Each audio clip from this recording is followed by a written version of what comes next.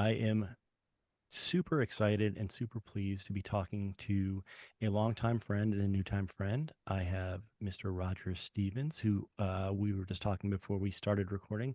I've known for probably 30 years. And Nate, who I met once 3 years ago or 4 years ago. And this is like our second time talking. So the old and the new, but both of you together. So welcome. Thank you. Do we still have Nate? Good to see you. Oh, there he is. Yes. Okay, your video cut out for a second. All right. So let me get this out of the way first, because I know if people are listening to this, they're probably hooked into listening is because they know you guys from Blind Melon. So let's just add, like, what is the current status of Blind Melon? Legend, basically. Yeah, I don't know. There's a pulse. But I just don't know. We're spread around, and I mean, we had when the pandemic shutdown started, right, really, it was in like around March 15th or something. I had a ticket in my hand, and so did Nate, to go to Joshua Tree like 4 days later. And we had already recorded about 5 songs, and we were going to keep going. And finish a record and then some, because I think that everybody, we could have, and it's always been my goal is to put all those people in the room together, So, but the universe had other plans, and we didn't do it, and I think people started working on other stuff, and we kind of got spread out, and Nate and I did this. And then but that certainly wasn't stopping us from doing anything Blind Melon, but it was just what happened. People had different levels of what they were going to do at different times. But for me, if we're not, I got to make records. I just have to. And I did not do that like I set out to do, 30 years ago when I met you. So when I met you. So I don't know. But I think Blind Melon is going to we have stuff that's going to get booked. It's getting booked, and we have offers coming in. I think people are coming back around to think about playing shows, going forward. So I want to record. I just talked to Christopher the other day about this is another song that we like finished, in this sort of group of songs that we were recording in 2019 that we're going to put out just sort of now soon. And then we have to figure out how to finish a record, but I don't know. I really don't know. I mean, it's you gotta get everybody to buy in. Yeah. I think it was you that told me this in Pittsburgh, that the plan at the time was to release like a single every month, every 2 months. And then It once you was, had a collection, yeah. And that was the plan. And I don't know. I think I wouldn't do that now. And I actually like Nate and I had talked about this, and we were putting this thing out. I was like, I want to put it all out at once. I'm not going to tell people I'm going to incrementally release something. It's going to release it. You know what I mean? So, but in terms of like the legacy of like the Blind Melon stuff that people haven't heard, there's, I mean, I think, we're kind of in I'm in a wrestling match with people about, because we recorded almost every show. I mean, on multi-track recordings from early on, and we have really good recordings of those shows. So of a lot of shows, and people who know the band and love Shan because the records know like half the story, because on those tapes, it's like I listened to them and we didn't know that we didn't know where they were or anything. And our manager at the time, Chris Jones, got in touch with me a couple of years ago and said, I have these, he didn't know that he had them. And so he sent them to me and we transferred them all to digital. And so, we're working on that. But I'm telling you, when people hear that shit, they're going to be blown the fuck away. Because it's like, if you think you love Shannon, because of the records or whatever, like there's like really good sounding live recordings on there where he's incredibly charismatic and I don't know, it's the whole picture. It completes the picture. Yeah. Along with Danny's movie, like it's like it completes the picture, I think. Yeah. So, like I said, I want to dig into the writing and recording of the record, but I'll first kind of take a little step back about how I found out about the record. So, I have Google Alerts where you can like pick something that you want to be alerted to, and there's something about that. And I have Blind Melon as a Google Alert, and I got an alert that you had done an interview for a newspaper, online newspaper, maybe or something, talking about your career as a lawyer, right? Yeah. And somewhere towards the end of that article, you made a mention of, and I'm working on a solo record, or I've got a solo record, or something about a solo record. And that was the first I had heard about it, was in that article. And Well, yeah, then it wasn't a solo record though. It became a Towne and Stevens record. So, but yeah, I think probably, I started thinking about that along those lines. And this would have been around, I don't know, it would have been around, I mean, I met Nate in 2017. And about a year later, I went and visited him in Sheboygan, where close to where he is right now. And just hung out in his house for like 4 days, and we hung out with guitars and stuff. And I brought some recording gear. I had the little like Universal Audio has a little mobile unit that you can take. So and we wrote a piece of music that's ended up being the last song on this record, and it's like 8-minute song. It's like we're gonna fucking write Stairway to Heaven. You know what I mean? So I don't know, and just like I don't know, just trying to think about things more expansively, and so we did that, and I was like, man, that was effortless, and we had a couple of other things going which we haven't finished yet. But yeah, that's kind of where it started. I was like, I'm totally collaborating with this dude, like in a way, like I'm like trying to like get this going, in this band. So like it got going, and I never really sang at all. I mean, I never thought about singing or, trying to sing, and, but I'm by myself. And so like, it just became like, a necessity, mother of invention type thing, where I sat on my porch for 2 years and just sang and learned every cover song, every song I could remember. And so from when I was, on the radio in the 70s or whatever. And so I started, I always wrote a lot of music and would have songs, but they weren't really finished. I'd have some lyrics or I'd have some a melody, but I wouldn't finish it, so I just started finishing them. And then, working with Nate, it was like I realized that it could be a lot more. yeah, because he has all the stuff that I don't have, and so I just kind of leaned on him for that, and it just, trying to make it sound like fucking Steely Dan or something, yes. and Nate's all of Steely Dan in Well, I one. remember in Pittsburgh, and I mean, Rogers, that like I literally love you guys like brothers. I mean, the Yeah. whole Blind Melon band, and you and I talked, and no disparaging former members, but I remember you telling me like that Nate is the whole package, and Nate Well, brings everything I into it, mean, and is just everybody would understand that if, yeah, I've been around a lot of great musicians.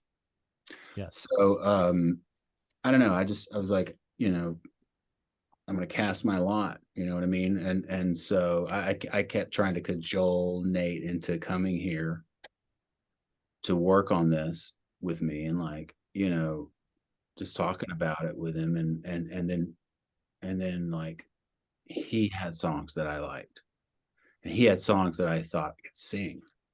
And so um because for me it's like, yeah, I mean, you know, there's a lot of virtuosos, but there's not a lot of virtuosos who are also composers. Yeah. So I you know, it just made sense. And so what I'm doing right now is I'm sort of like grooming Nate, and he's going to do all the work going forward. And I'm not going to do jack shit. I'm just going to sit back and collect the accolades. He certainly doesn't look like he's too surprised by that. So let me ask you a question though. So with Blind Melon sort of being in that, you know, not sure status, you know, still doing stuff but not doing it as frequently. Did you guys work on this and tell the other guys, or was this kind of a secret thing? Yeah, no, I mean, absolutely. I was sending songs to Christopher and Okay. Travis and Glenn, you know, like, whatever. Like, hey, what do you think about this? You know, I would try to get Travis to help me finish or help me like work out melodies for that last long song, but he didn't have time to do it because he was doing his solo record at the time, but or to like, you know, switch gears for that. But it was like I you know, because I had heard it so many times, like just so many times, and it was the very last thing. Like this is like, I don't know, it was not that long ago, a few months ago, and I wanted to finish it, but I just didn't, you know, so I just did it. But yeah, I yeah, they were definitely very supportive. Um, you know, I was talking to Christopher, who's just built this studio out in Joshua Tree, like a new, you know, he's got a space there, but he like built a space, you know. Yeah. And I was like, man, I want to get Nate and Rennie out there to start working on the next one of these that we're going to do. And he's like, yeah, fuck yeah, he's in. So I want to get in that room and record drums, you know. Yeah. So a little behind the scenes. So I read that article and I emailed you fully expecting you to either not respond or for you to say, "Oh yeah, I just mentioned that in the article." And I think you emailed me back and said, "Give me your phone number." And within like an hour, you sent me like 5 or 6 songs, which was completely blew my mind. It was awesome. I was And desperate for anybody to care. did it feel good to start sending and letting people hear it outside of your little Felt cocoon of good that people? you heard it and liked it. Honestly, because I know that you know me and you know like what I was doing before. And I was like, if Chip doesn't like it, that's gonna suck. I'm not even kidding, Chip. Yeah. So Well, I will tell you, I was taken a little aback because like I was expecting like it to be Blind Melon, but with you singing. And when I heard it, I'm like, yeah, that's this. what I was trying to do. You mean it's not? No, I'm kidding. But I, you know, Nate, I texted Rogers and I said, the Rogers that I met 30 years ago with the long hair and the flannel shirts would love this record. I mean, this is the kind of record that that guy would have made. And so it makes complete sense 30 years later, you're making that record to me. Yeah, I mean, every time he was telling me, "Oh, I got this song," or "What do you think about this?" I just was like, you know. And at some point, he, whatever part he was working on, guitar or vocals, it ended up, his crippling self doubt shaped it into, something acceptable, I would say. Yeah. And then at that point it gets stuck in your head, so it's right, just by repetition. Uh, Nate was Roger, very forgiving because, you know, like when I started singing, you know, I'm pitchy. I can hear it, you know, but I can't control it. And so like, you know, I'm sure I know that drove you crazy, Nate. But like I got a teacher here who like it's physical, you know. It's like you know, you're kind of like you gotta make it work like you want it. And so I did that and for a few months, and that really sorted me out. But yeah, I don't know. I mean, So what was it singing like? is hard. I totally get it now. I apologize to every singer I've ever worked with for my guitars. I don't know your songwriting history with Blind Melon. Did you ever write any of the lyrics for anything? Yeah. Oh, did you? Okay. I mean, on the first record, I wrote most of the lyrics for Holy Man. Um, I wrote a good chunk of Tones of Home, and the rest was just sort of consultation, you know. So this was a new thing for you to write lyrics for your own stuff. It was a thing that I tried a long time ago, and then when I heard somebody else sing it, I stopped trying to do it, and I was like, well, that's taken care of, you Yeah. know. And uh I didn't start trying to do it again until, 3 or 4 years ago. So tell me about again, you were sending me songs as you were finishing them. You were sending me pictures of you finishing the songs, but the songs. How many? I mean, I'm sorry about all that, by the way. No, please. Like when I got. Nate knows. You send me a text, you're going to get back 3 walls of text. That's true. I have like a couple album worth of cover songs that he just texted me. It's like, Really? check this out. Oh yeah, like the whole And, song. and a lot of them are terrible. Today I sent Nate, or no, yesterday I sent you "Take the Long Way Home" by Supertramp. Yeah. Yeah, which is a great one. So I you learned have my how. you have my number. So just if you want to shoot those songs to me too. Yeah, you can have them all. I'll send it every. I'll put you on a mailing list. There you go. So how long? You're So crazy enough to sit through all that. yeah, but you said the last song you started working on in 2017. How long have the songs been at least conceptualized? Have they been around for a little while, a couple years? Yeah, well, listen, I mean, I have, and I know Nate does. Nate does, and I know Nate does. Nate has a bunch of songs that I want to work on, but I mean, I think, I mean, I have years, I have decades of songs. I mean, really, and Yeah, um, uh, I have a lot of regrets, that I didn't do this a long time ago. It's kind of weighing on me, but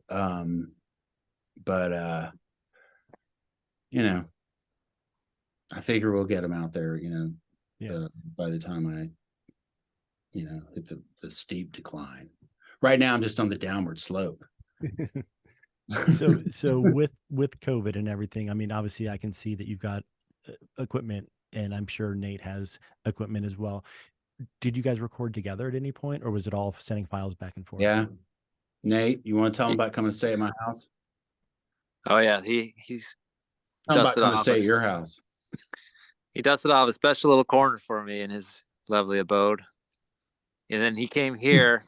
I had him feeding the hogs, and brushing the horses. But yeah, I would. I don't know. It's been 3 years, 4 years, so a handful of times that we've Yeah. gone back and forth. It's an easy flight. Yeah. Yeah, it is an easy flight. It's the tracks though that we really are that end up on the record though are done in the past couple of years, I think. Right? Like most of it. Yeah.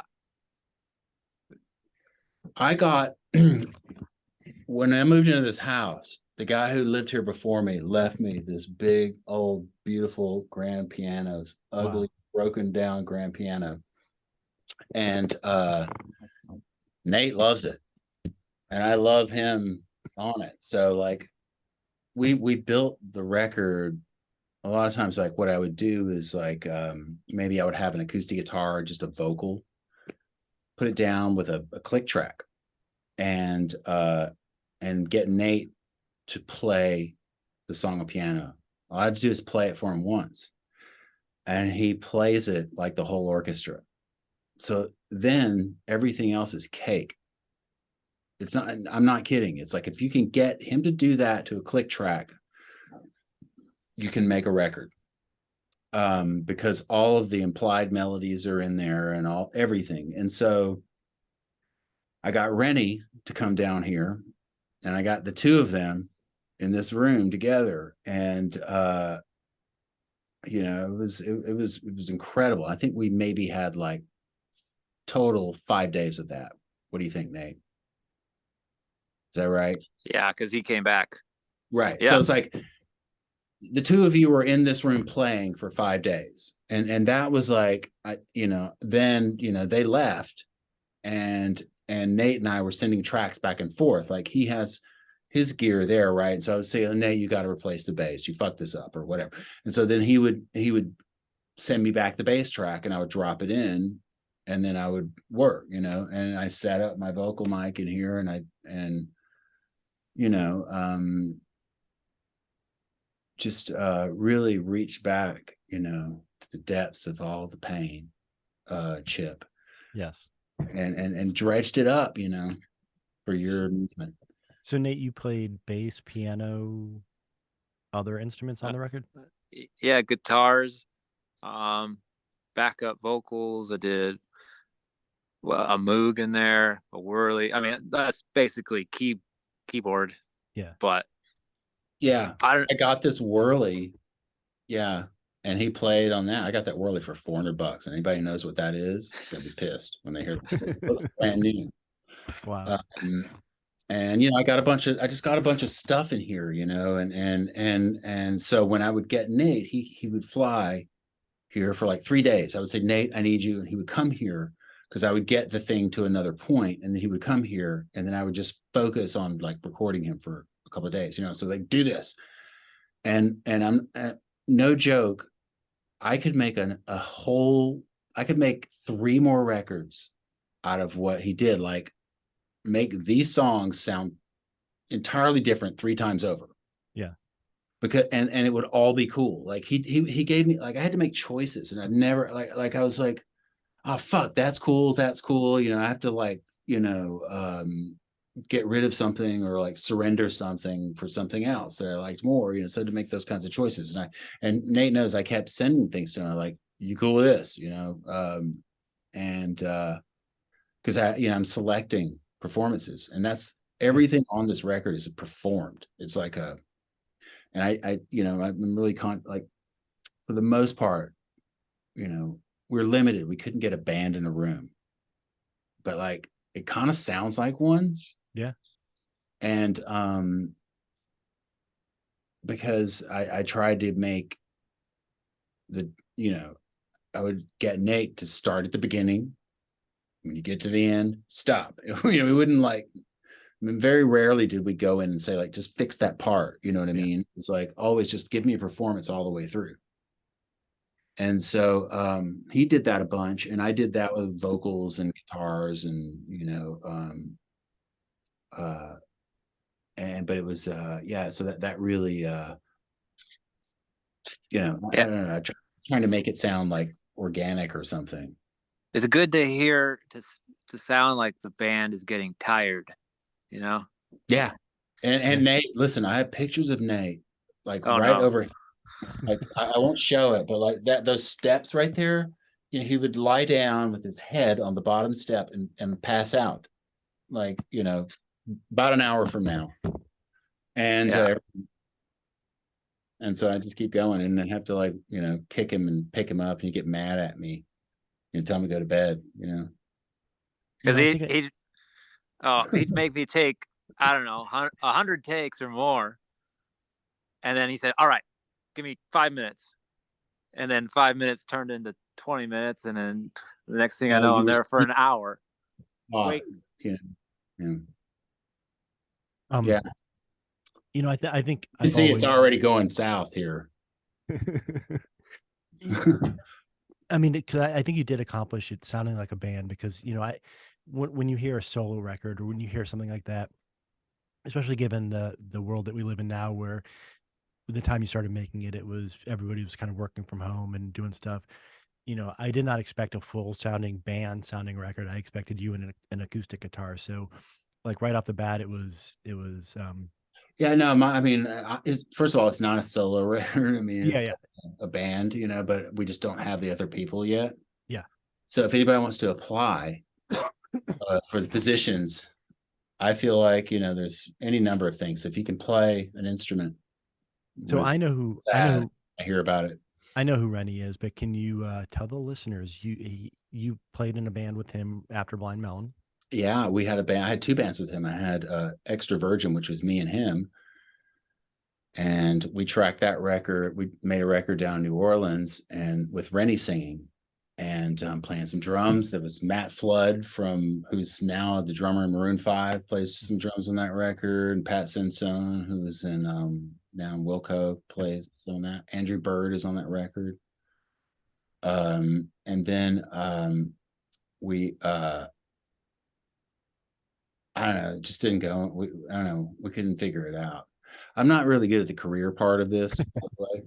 So and then we formed a band with Rennie on drums and Royston, who's the Space Hog singer. And now Royston's like got this big thing going on now with the Guardians of the Galaxy movie. Wow. So hey, I've been associated with some top people, is my point.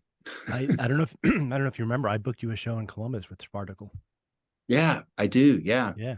After seeing you at South I by love Southwest. Roy, man. I really loved I love his voice, and I love his songs, and I don't know. I haven't talked to him in a while, but So I'm going to jump back real quick since you're talking about working with other people, and I may have asked you this. I don't remember. But did you ever do anything with Evan Dando? we're friends. I was just talking about him the other day. The stuff I did with him was not recorded. It was done in like an after party in New York in like 1997. But I hung out with him a little bit, and I don't know. I love him. I mean, I love I love his voice. I love his songs. If I make it through today, oh man, he's a great singer. Yeah. And we did a show with them in Japan. And I remember like I sat up in the balcony and watched them. I didn't really know that much about them. This would be like 1990, whenever we were over there. I think it was like 93 or 4 or something. And I remember watching him. It's like, man, this dude is great. Like, he could have been in the Beatles or something, I mean, he just knows how to write melodies, Yeah. So love him. Why? So Why would you think that I did something with Evan? somewhere on some corner of the internet, there was one sentence somewhere that said that you were, and I don't know what it's stuck in my mind for 25 years that somebody reported somewhere that you were working or writing songs with him or something on some internet site somewhere. I don't know if that ever happened, but I do, like, I have fond memories of him. The last time I saw him was when we were in Spain in like 2011 or something. Yeah. And he showed up backstage, and it was like, fuck, dude, man, you look like a god. He's amazing. He's a really, I don't know. He's one of those guys that like, and I'll never forget this. And I saw this a lot when I was kind of just socializing with him. We would go hang out in bars and stuff. People would go back to somebody's apartment or whatever in New York. And he would sit with a guitar, and he could mesmerize, a group of, I don't know, I guess fucking hipsters. He was just really like, he knew a lot of songs, and he could sing them really beautifully. And I don't know. Yeah. Cool dude. I don't know if you guys want to do this, but do you want to kind of go track by track and just tell me a little story about each song, or do you want to pick out a couple songs maybe? Or I'm happy to do either, whatever you guys want to do. But I think we should talk do about it, Nate. You pick the songs you want to talk about. Okay. The halfway around the 8 is really fun. There's a chicken picking guitar part that I like playing, and the drums that Rennie selected to do in the chorus really makes me do one of those. Yeah. That was the very last thing that got done on the record, I think. Okay. Yeah. I love that song. It's very Schoolhouse Rockish sounding to me. Yeah. It's got like a very kind of a kid's like 70s cartoon kind of sound to it. Yes. Yeah. And You know, all the stuff that we did here in Sheboygan was really cool because we got to use a Steinway, and we turned stage lights on and got really moody with it. And,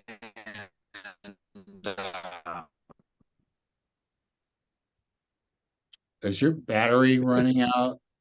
Like your it personal battery? was fun.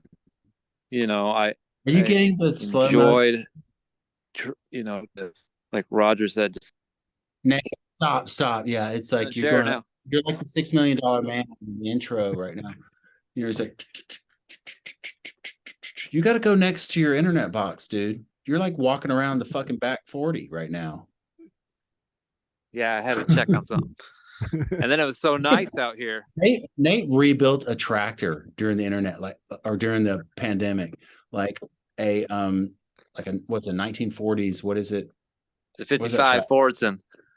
Okay, took You the whole are It's damn got, thing apart, every part, and rebuilt it. Is it working? yeah, it's working, but I gotta take it apart again. Nate, Yeah. you're in Michigan, upstate Michigan. Yes, Okay, town called Sheboygan. Is very there good. like a meteor in front of the sun or something? Oh, there you are. Okay. Getting close to my internet box now. That's much better. So Uh, I think we lost you. You said you were talking about songs that you recorded up there, and then we sort of lost you. So some of my favorite to record were my favorite part of the recording sessions were the playing of the piano because, like Roger said, you know, it's a blank canvas. You kind of make up all the voicings in such a way where you can make more albums because I'm just trying to go through options. And Rogers is there saying, "Yeah, do that," or not, no, Nate, knock it off, you know. And doing that together, we found something that we agreed upon, and it was, you know, it's rewarding. You know, all of a sudden it's like, oh, it's mixed and it's mastered and it sounds nice.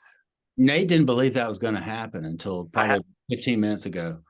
Yeah, I was like, okay, sure, you know, so but Well, I mean, I think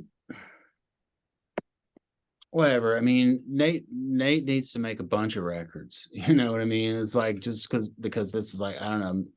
I don't even know what else you've like officially like formally released ever before. But other than no, the Blind Melon, but like you didn't even own a bass when you joined Blind Melon. really, I did it. I did. I had You owned a bass. I was loaned a bass Oh by no, these you guys. didn't own a bass. I I was loaned a bass for Yeah, that first show, and then like once you 3 days before the show, though. yeah, and once you guys agreed to let me play a second show, then I bought a bass. Yeah. Well, you showed up at that first show and you knew it better than anybody else did. I mean, so that was impressive, you know. is there a That was a tough situation, so it was impressive. Nate? Is there a Sheboygan music scene, or were you just basically playing by yourself in your house and just learning stuff?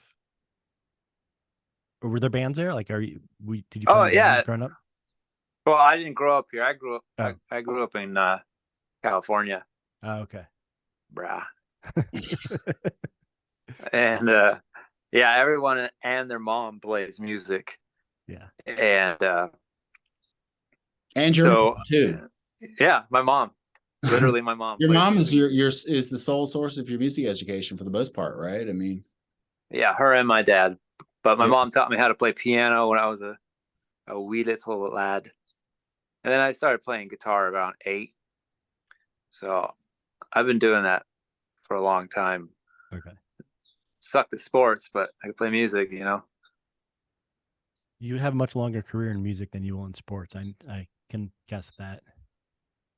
Yeah, you don't see any 50-year-old soccer players. No. I guess you do. Yeah. You still pitch, you might You can still be. And hey, when did George Foreman win the heavyweight champion of the world? I was just talking about this the other day. Like, I feel like I'm not too far past that. I don't remember. Like late 40s. Maybe. Yeah. It's not impossible, Nate. You're still down. You're in the zone still. No, I'm geriatric. Just keep By training. So Nate, I've seen you on Instagram, and like I think we've already talked about just what an amazing musician you are, and just the way you just play stuff is just, and it seems like you can play anything and everything from classical music to classic rock to hard rock to whatever, like whatever. Um, I sort of just know Roger's influences and kind of where he came from growing up. How close or far apart is the music you're making with Rogers than what you sort of grew up in is kind of your comfort food of listening stuff? a lot of the references that Rogers will give regarding music and records and great albums are completely new to me. Yeah. Or they have been, like Rolling Stones. I didn't know much. Um, Fucking idiot. Yeah. yeah, but the Beatles. I grew up with the Beatles, so I knew a lot of that kind of rock. So it wasn't worlds apart, But I grew up listening to classical music a lot because my mom plays classical piano. Uh, I also grew up listening to Genesis and Yes and Alan Holdsworth and a lot of jazz musicians. Um, my dad loves Peter Gabriel and stuff, so my dad would play all kinds of music, all kinds Yeah. of weird stuff, and it'd be like, "Hey, what time signature is that?" I don't know.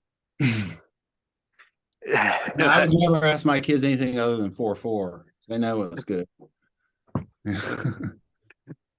He's like, "This song is Your dad's a good 13/8." drummer too. Yeah, he is. He is. But Don't like, tell him that though. Well, I don't know. I mean, I talk to him a lot actually. Just kidding. I mean, we're just working on your parenting program, but I think you said Roger's right. Like this is kind of a Steely Dan record. Um, I don't know. I mean, I don't mean that. Like no, I but listen but like it's not that good. I mean, no, but it makes sense. Like I said, it sounds to me like something that the young you would have liked that having grown up on 70s rock. And um, Nate, I'm sort of like not really like you, but I'm in I grew up 80s hair metal guy. And so like there was a lot of stuff that I didn't get exposed to until I sort of opened my mind to some different music. And like I hated, well, I thought I hated the Grateful Dead. And then about 10 years ago, I came to the realization that I hated the guys in high school that liked the Grateful Dead. Yeah. And when I heard them, I'm like, okay, like I get this now. Like I like the music, but I was so turned off by like the hippies in my school when I was listening to Def Leppard and Iron Maiden and these guys with their tie-dye shirts that like I never gave the music a chance. what's But weird about that? It's like, yeah, I hear you, man, but it's like that. That was the time we grew up in, right? It mattered. yeah, Like it was a reflection on you if you like them. yeah, I had such a problem with that. I was like, oh shit, I kind of like a bunch of cheesy stuff, yeah. you know. But like what I texted Rogers though is like, I mean, I think like Grateful Dead fans would like this record that you guys made. I do like things that are universal sounding. Yeah. You know, like I fucking love you too. Like when I hear the Joshua Tree or something, I'm like, that's bigger than everything. That's it's so expansive and everybody likes it and their parents. You know what I mean? Yeah. Like, I mean, I love hit records. I mean, I do. I mean, I like wanking guitars, but only if I'm the one playing it. You Right. know, I don't really necessarily go and see it. Like, I mean, I'm the biggest Clapton fan in the world, and but when I saw him live, and I was like, okay, everything he did just made a point. It was like I could hear it. It's like he played a solo and you could sing the damn thing from the beginning to the end. It was like if you heard it twice, it's like, it's memorable, but the generation that we came up in, there was a lot of gymnastics that were going on, and I tried, as a teenager to like, do some of that wankery, and I just could never get there. Yeah. And then yeah, I don't know. I think it's like, it feels good to play that stuff when you're doing it, and it feels like something. If you're like, somebody said this the other day, we put this record out, somebody wrote this on like one of the message board things, and I responded to it because it was like, I don't know if people really want to sit through your epic guitar solo necessarily, unless like you got them to a place in the context of that song where they're like, I need that epic guitar solo. Like Right. Pink Floyd, like you listen to like Comfortably Numb or something, and you're like, you demand that solo when it comes in. It's like, or even, Stairway to Heaven. So like I set the bar like there, and I think about things that nobody ever forgets and everybody knows. And then if you can get like halfway there, maybe you'll make a few bucks, Chip, but otherwise Yes. it's a losing game. Yes. Yeah. Well, so you've said numerous times this is not a solo record, which is very obvious. So how Yeah. did you talk about a band name, or was it always going to No, be? we didn't come up with one. We tried up until about 3 weeks ago. That's true. There was very little thought into the packaging. Now, I would say, I sent Nate a couple of like Loggins and Messina album covers. And I was like, we could do something like this, where there's like, I wouldn't be wearing the t-shirt necessarily, it would be a little bit more of like, crispy chest hairs, but Nate grow his hair back out. That would be helpful. Yes. But it's long other places. Yeah, I got back hair. When you sent me that stuff in December, but it feels like you and I were trading texts, and you said you didn't really know what to do with the record, and then all of a sudden, like, it came out really quick, which was awesome. I was expecting you to be sitting on this until the fall or something. So you got your shit together pretty quick. I think once you decided simple decisions we when want there's people to hear it. Nate and I making them. Tell me, so obviously I just saw the cover last week when you put it out. Tell me a little bit about that. You had was it a friend that did it? I was like, I've been working with a couple artists. There's another guy, like there's another guy who was working on something that I'm going to use. Also, he's down in Mississippi where I'm from, but he'd been going. He's sort of more of he's like a fine artist. He's painting something, and so I was like, well, we can't wait that long. I was like, we got to put this record out. So I called Rennie, and he knows this guy Brody Lowe who makes album covers. And I looked at his stuff. I was like, oh, he's done all of Rennie's stuff, which always looked great. And he's like, how the fuck did you do that, dude? Like, how'd you make that album? I mean, so I called Brody and I started talking to him about it. And all I had was an image of a persimmon, a piece of fruit, that I took this picture because there's a tree out in my front yard, a persimmon tree. And every year in the fall, it will fill up 5 trucks with persimmons. It's a deluge it's the greatest fruit tree I've ever seen in my life. And I think it may have been dosed with like nuclear waste or something, because every now and then it'll kick out a persimmon that they just have weird shapes sometimes. Yeah. And so I had one that was just absolutely pornographic, and I sent it to him as sort of a semi joke. And I said, I want to sleep with this piece of fruit. Can you make this into an album cover? And he just started, he used that as the basis and started working with it. But the one that I sent doesn't look like anything that's on the cover, but I think that was just sort of like a thing for him that he took off. And we started talking about it, and like he started adding things to it. And then I've always liked collage, and surrealism and that kind of thing. So, just kind of pushing him in that direction because he has done work like that before. So yeah, I mean, I don't know, like eventually it was just like, that's it. I mean, he kind of like kept going with it and tweaking it. And we went back and forth over like 3 or 4 days and that was done.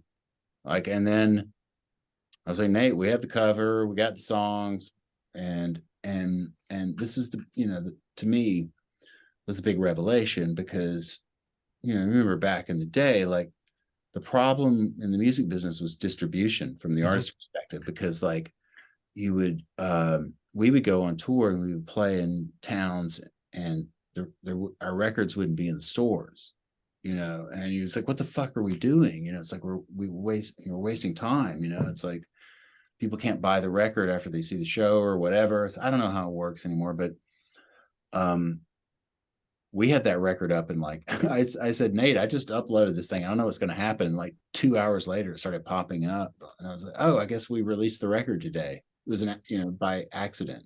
Yeah. So cool. I really like that. First and foremost, you want people to hear it, but right. The back end, the business end. I have no plan though. We have no plan, like zero plan. And that was just kind of it. I mean, I just felt like I feel like if you can get like, 1,000, 2,000 people to listen to your songs and like really listen to it. If you can't get enough people to like it in that group, that it makes a spark that makes something, then it's probably you just go make another one. I don't know. Do you have any plans to release it physically? Yeah.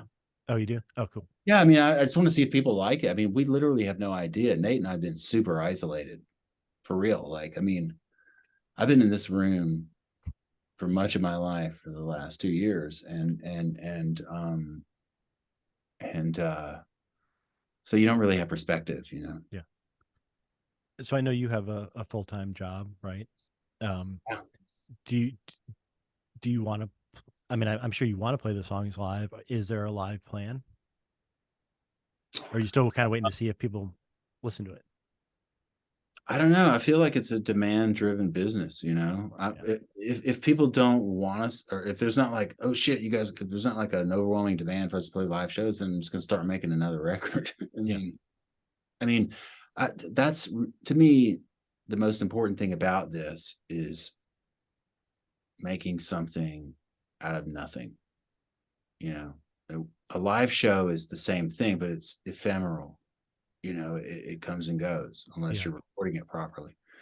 But like, we made a record. It's like, that can't be taken from us, it'll always be there, so, I got to spray my pheromones on some bushes and stuff, before I kill over.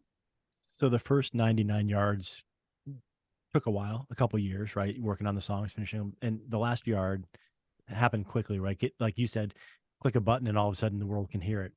Does that mean, and you said that you've been working on other stuff and you've got a lot of other material. Yeah. Is it going to be pretty steady releases from me, you think, going forward? I would say this, that it's going to be much less, the timeline's going to be much more compacted because I've never, I've been in great studios with great producers and engineers, world class. And I know what, things do and what they're supposed to do, but I've never done it myself. So I had to learn all of that. Like, I never mic'd a drum kit. The very first time I ever mic'd up a drum kit by myself was this record. So, I mean, I know kind of generally, if you're in the studio enough, you can kind of see like, okay, you've got stereo mics overhead and you've got there's a mic stuck in the kick drum and there's one outside and then there's some bunch of other shit, and you're like, you kind of see that, but you don't really do it.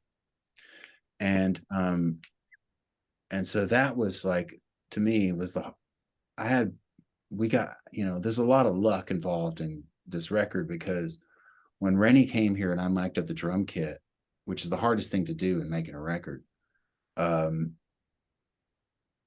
didn't know if it was going to work. And it did, so I honestly, like, if you said do it again, I don't know if I could.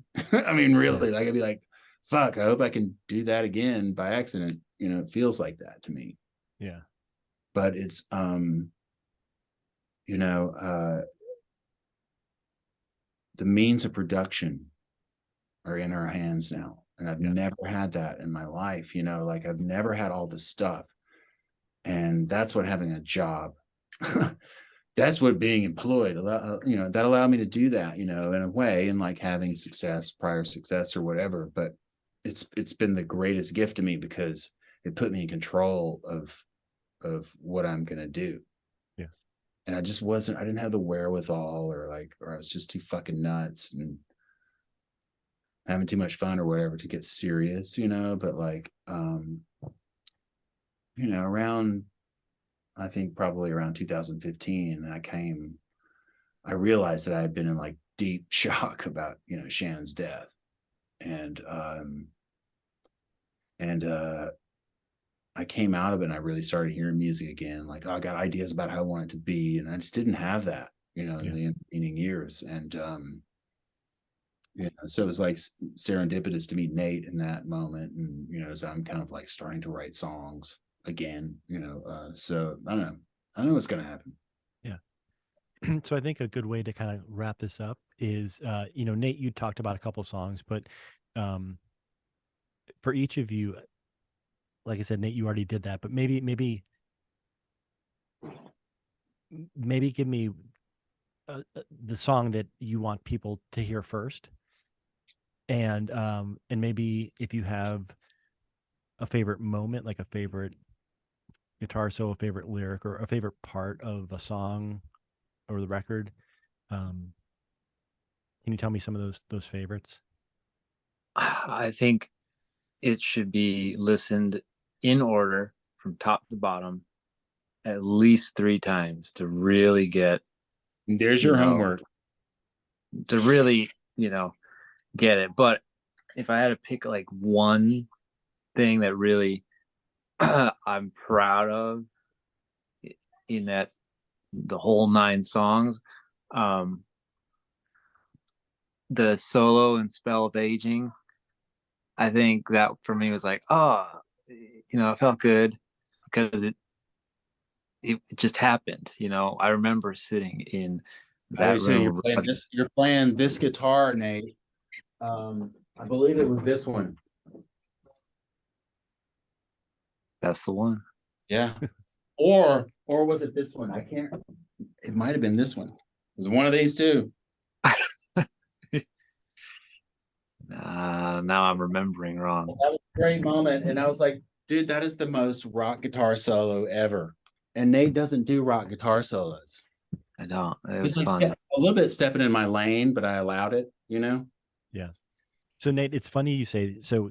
Your answer there is great because Roger sent me the songs, and I was actually going to Cincinnati, which is about a little under 2 hour drive for me, and I was going to see the band Goose. I don't know Okay. if you know those guys. They're sort of a jam band, fish kind of that Who? world. Who? Goose, Who is it? Goose. I don't know them. I thought it. Yeah, I Send me sent you some. some stuff. Yeah, they do. I'll tell you about that Oh, in a you second. did? But I was going to see them, You just embarrassed. and an hour and 45 minutes each way. So I did listen to the songs you sent 3 times through, like on the way there and the way back. And that was my first, that was a first listen to them. So it was, I did. And that was a great way to get introduced. And, you know, by the second listen, um, I don't know if I was singing along, but I definitely like, you start to pick out like, okay, I remember this one. I remember this one. I remember that lyric. And then another story in terms of sequencing. So, Brad sent me the second Abandoned Jalopy record as digital files, and it was when I had an iPod, and I loaded them and I listened to it just, you know, a million times. The album came out on CD, and I put it in, and I threw it in, and I'm like, this doesn't this. Wait a minute, something's wrong here. My Sequence is iPod, different, huh? my iPod put them in alphabetical order. So that's when I started Oh, realizing that sequencing really is important because the order that in alphabetical, they didn't yeah, we thought sound about quite it. right. You I thought feel about like we doing that? kind of always knew that. Well, we thought about sequencing, like I think, but I think it kind of seemed obvious to both of us. Nate sent me his list, and it was like I had like one switch, and that was it. Like we both saw it the same way. Like it made sense in the same way. We knew that that's the last song would be the last song because, you know, you got to put all that stuff at the end. Nobody's going to sit. You know?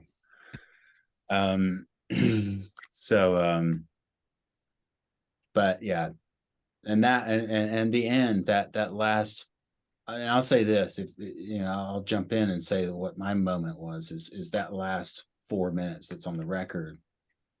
It starts halfway through the last song where it goes like instrumental thing, and I sat right here, and Nate played the bass, probably sitting right here in this chair, like this close, and Rennie's, you know, had the drums right there.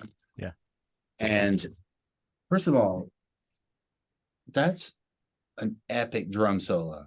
I don't care if you like any of the rest of the record. If you just listen to that, Rennie Lopez is the bomb. So I mean, I love the way he plays. He plays beautifully over the all the record, the whole record. He just knows what to do. And you know, because he knows songs, you know, he's written and sung so many songs that he knows how they should, you know, what works. And so, but goddamn, he got unleashed in that moment. And it was like I couldn't believe it when it was over, you know, and we got the whole thing, and you know, that's, I don't know, it was exciting. So it's not quite thrilled. Yeah, it's I not was quite so stoked that got recorded, by the way. Like, I'm the type of guy, I'm in here working this stuff, and sometimes Nate will tell you this, like he'll do a take, it's brilliant. And I'll be like, oh dude, I totally didn't hit record, or did take the lens cap off. You know what I mean? It's like that sort of thing. Yeah. So it's not quite as epic as the shift in the song Layla, but definitely like when you hit, you're right, that last 4 minutes when it just sort of, Well, that's one of the greatest codas ever done, right? I mean, yeah. But and the song, hey, rest in peace, Gordon, right? He wrote that. oh, did he? Yeah, Jim Gordon Okay. wrote that piano outro, and recently passed away in prison. Wow. I For did not what? know that. Killing his mother with a hammer. You know, some people aren't into that. What'd she say? I'm just kidding. Exactly. Nate. But I do think the way that song ends, the song kind of changes shape and stuff at the end of the last song. So yeah, yeah, it does. Well, yeah, we, you know, stuck together. You know, just trying to, you know, it's an 8-minute DJ bathroom break. yes. You know what I mean? Like they used to do that back in the 70s. Be like, Oh we'll yeah, put a long song on there, and they'll put it on the radios, then go to the bathroom. go smoke a cigarette. Right? So that's what we're doing. But we didn't, you know, nobody gave us the memo that doesn't matter anymore. Yeah, yes. But we do it anyway. So Maybe one last question. So based on, Shannon filming everything in documentary, and I realize that you guys are not working in the same place, but did you film any of the stuff any of the recordings, or when you and yeah, guys were like all together? stuff I was just talking about, I filmed Awesome. Nate, you know, playing on this, like I recorded him on the piano on that stage in this beautiful theater. I'll send it to you. And you know, just that looks really good, you know, really, really cool. But and here, I mean, you know, it was touch and go. So I got some stuff, but it's, you know, it's iPhones and whatever, Yeah. which are great. I Yeah. mean, because I mean, imagine, you know, I mean, it's way better than the camera Shannon had that he recorded the whole damn movie with, you know. Nate's a kid, so but like I tell my kids all the time that this thing, right? Like when you and I were little, we had a VCR, we had a camcorder, we had a camera, we had a I didn't record have one of player. those. Well, I mean, I didn't have all that stuff, but what you can do in this, right? Like It's the we had to have Library like, of Congress yeah, pocket, man. It's like everything is in your pocket. the amount of this takes a place of it. Like my daughter watches Netflix on her phone. Mm-hmm. We had a big TV, like all the stuff you can do in the palm of your hand now. Just it blows my mind every day that my kids will never There's understand only how like to. one or two things you could do with the palm of your hand when I was a kid. There's the drum beat here, and I think that's a great way to end this. So, Yeah, it's probably Rogers, best you have never been great at social media, but I know I've seen. because I've never been on it, but now I'm mastering it. Yes. So, so those who are listening, if they haven't already discovered it, you have an Instagram. Towne and Stevens is how they Now, can well, find. we have an Instagram. I don't have one yet, but I just haven't figured out how to get that going because Well, yeah, I mean the two I of do you have have. a Facebook account now. You have Facebook. You have MySpace. I just got my MySpace going today. Tell them about Instagram. your OnlyFans too. OnlyFans, Grinder. Making up for lost time. Totally making up for But yeah, lost but time. people can find it on There's been a Spotify. pandemic afoot, Chip. I don't know if Yes. you missed it. No, I did not. Spotify, Apple Music, Instagram, Facebook, YouTube. YouTube. What else is left? Twitter. You have a Twitter account yet? No, I signed one up. you did. Yeah, you know, they're all just like placeholders, just to finders keepers until we use it. You know, Anything happens on Twitter these days. Let's get on there. all right. Well, Cool. I mean, We can influence some elections or something. It is Towne and Stevens on all the social platforms. Thank you, Cool. Chip. Yes, well, Yeah, thank you. It was awesome us. catching up. We're gonna come see you soon. Sounds good to me.